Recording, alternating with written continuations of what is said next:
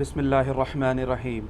علی بھائی، سب سے پہلا سوال بنیادی ہے محرم الحرام کے حوالے سے کہ اسلام میں محرم الحرام کے مہینے کی فضیلت اور اہمیت کیا ہے، اور اس کا جواب جو ہے وہ قرآن حکیم اور صحیح الاسناد احادیث کی روشنی میں وضاحت فرما دیں۔ یہ کہنے کی ضرورت ہی نہیں، قرآن اور صحیح الاسناد احادیث ظاہر ہے اسی سے ہی ہم بیان کرتے ہیں۔ دیکھیں جی، محرم کا جو مہینہ ہے یہ ہجری کیلنڈر کا پہلا مہینہ ہے۔ اس پہ امت کا اجماع ہے کہ سیدنا عمر فاروق رضی اللہ تعالیٰ عنہ علیہ السلام کے دور خلافت کے اندر سیدنا علی ابن ابی طالب کے مشورے سے ہجرت کو بینچ مارک مقرر کیا گیا، کیونکہ ہجرت کے بعد ہی نبی علیہ السلام کو غلبہ نصیب ہوا۔ ہجرت مدینہ سے پہلے صرف 125 بندے مسلمان تھے 13 سالہ مکی دور میں، اور ہجرت مدینہ کے بعد کے اگلے 13 سال کے اندر رومن اور پرشین امپائرز بھی گر چکی ہوئی تھی آلموسٹ، الحمدللہ۔ تو یہ بینچ مارک تھا۔ 125 بندے مسلمان ہیں ہجرت مدینہ کے وقت۔ 2 ہجری میں غزوہ بدر ہوتی ہے، 3 ہجری میں غزوہ احد ہوتی ہے، 5 ہجری میں غزوہ خندق، 6 ہجری کے اندر صلح حدیبیہ، 7 ہجری میں غزوہ خیبر، 8 ہجری میں فتح مکہ، اور 8 ہجری میں ہی غزوہ حنین مشرکین عرب کے خلاف آخری جنگ ہوتی ہے۔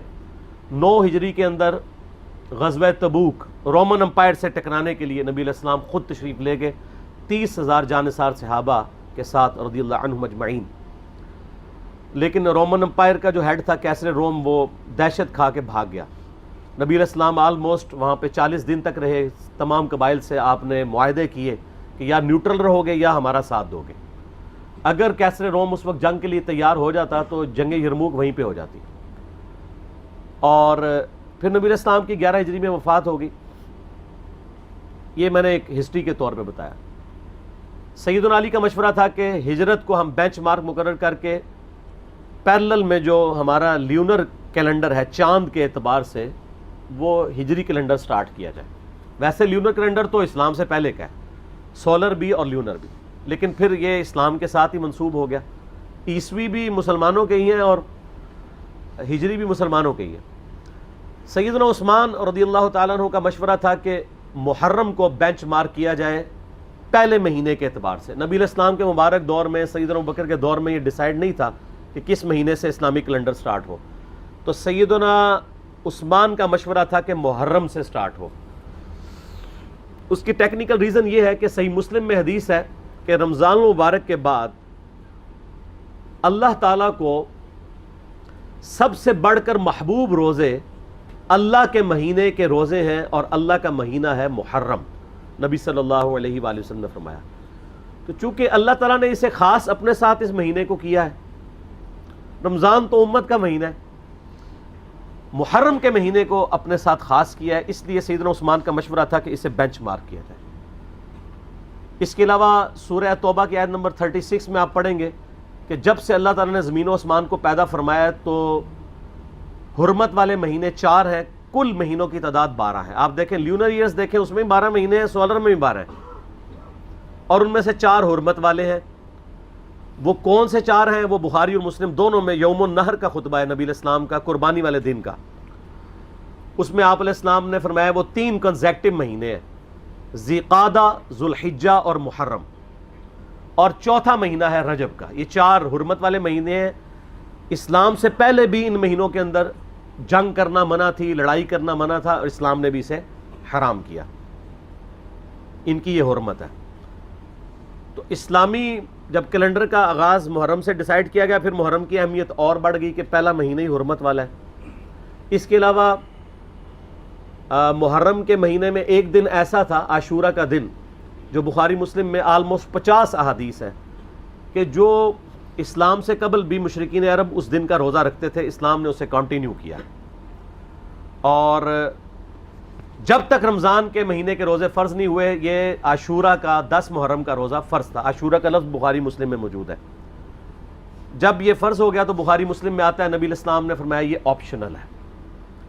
اس کے علاوہ ایک اور حدیث بھی ہے بخاری اور مسلم میں، جب نبی علیہ السلام ہجرت کر کے مدینہ شریف آئے اور آپ کو یہ پتہ چلا کہ یہودی جو ہیں وہ 10 محرم کا روزہ رکھتے ہیں، تو آپ علیہ السلام نے ان سے پوچھا کیوں رکھتے ہو؟ تو انہوں نے کہا کہ ہم اسے عید کے طور پہ مناتے ہیں۔ ایک طریق میں آتا ہے عید کے الفاظ، ایک میں آتا ہے ہم خوشی کا دن مناتے ہیں، ایک میں الفاظ ہیں ایام اللہ میں سے ہے، یہ تینوں الفاظ بخاری مسلم میں ملتے ہیں۔ تو آپ صلی اللہ علیہ وآلہ وسلم نے فرمایا ہم زیادہ حق رکھتے ہیں کہ حضرت موسیٰ علیہ السلام کا یہ دن ہم منائیں، تو آپ نے فرمایا تم بھی روزہ رکھا کرو۔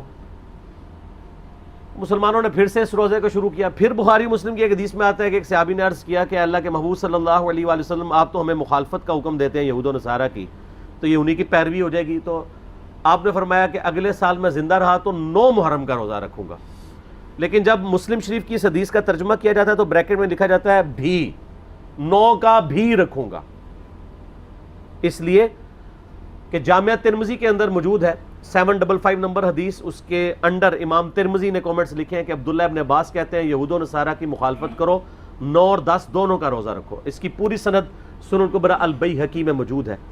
اس کے علاوہ جو اہل تشیع کا اس روزے پر اعتراض ہے، یہودیوں کا بھی ایک اعتراض ہے کہ جی ہم تو کوئی نہیں رکھتے، تو میں نے بتایا کہ اب وہ مہینے چینج ہو چکے ہیں، آج بھی وہ اس دن کو مناتے ہیں، لیکن ان کے اس مہینے کا نام تشریع ہے، تشریع بھی بولا جاتا ہے، تشریع بھی، اور یوم کپور اسے کہا جاتا ہے۔ وہ میں نے 1.25 گھنٹے کا لیکچر آلموسٹ ریکارڈ کروایا، آج کل ہم نے فیس بک پہ اپلوڈ کیا ہے، اب 1.25 گھنٹے تو میں نہیں بول سکتا، تو جسے وہ اختلافی موضوع چاہیے تو وہ اس کو دیکھ لیں۔ باقی پھر اسلام میں تو محرم کی اہمیت اس وقت زیادہ بڑھ گئی کہ جب اس امت نے نبی صلی اللہ علیہ وآلہ وسلم کو قبر میں گئے ہوئے صرف 50 سال گزرے تھے کہ آپ کی پوری اولاد کو سوائے چند ایک کے میدان کربلا میں مظلومانہ شہید کر دیا۔ سیدنا حسین ابن علی رضی اللہ تعالیٰ عنہ کی شہادت نے اس مہینے کو اور عاشورہ کے دن کو ہمیشہ کے لیے امر کر دیا۔ ویسے اگر آپ بخاری مسلم میں تو آتا نا اس دن فرعون ڈبویا گیا تھا، ایام اللہ میں سے ہے۔ اس کے علاوہ اگر آپ تاریخ کی کتابیں پڑھیں گے تو آپ کو پتہ چلے گا کہ اللہ تعالیٰ کے فیصلے کے بڑے بڑے دن جو ہیں وہ 10 محرم کو ہی آئے ہیں۔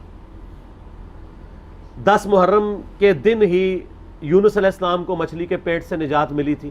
اب اس پہ حدیثیں سپورٹیو نہیں ہیں لیکن تاریخ میں یہ روایتیں ملتی ہیں۔ 10 محرم کے دن ہی اللہ تعالیٰ نے سیدنا آدم علیہ السلام اور سیدہ حوا کی ملاقات کروا دی تھی۔ اس کے علاوہ کئی اور واقعات آپ کو ملتے ہیں، اس ڈیٹیل میں جانے کے لیے ضرورت نہیں ہے۔ اس قسم کی آپ نے اگر میٹھی میٹھی باتیں سننی ہو تو طارق جمیل حافظہ اللہ تعالیٰ کے آج کل کافی کلپ چڑھے ہیں، وہ آپ دیکھ لیں۔ ہم نے تو یہاں پہ تحقیقی باتیں کرنی ہوتی ہیں، تو اس لیے میں ان چیزوں میں ٹائم لگا کے اپنی بات کا رخ اور طرف نہیں لے کے جانا چاہتا۔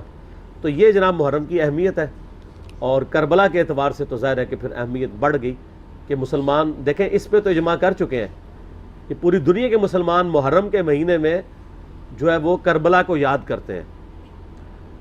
کوئی اس دن ماتم کر کے یاد کرتا ہے، کوئی اس دن فضائل اہل بیت سنا کے یاد کرتا ہے، کوئی اس دن یزید کے فضائل سناتا ہے۔ تو اپنا اپنا کام سارے ڈیوٹی پوری کر رہے ہیں، ٹھیک ہے۔ تو نصیب والوں کا حصہ ہے۔ اللہ تعالیٰ ہمارا خاتمہ اہل بیت کے ساتھ فرمائے، قیامت والے دن ہمیں معشور فرمائے ان کے ساتھ، آمین، اور ان کی محبت پہ ہمارا خاتمہ فرمائے، آمین۔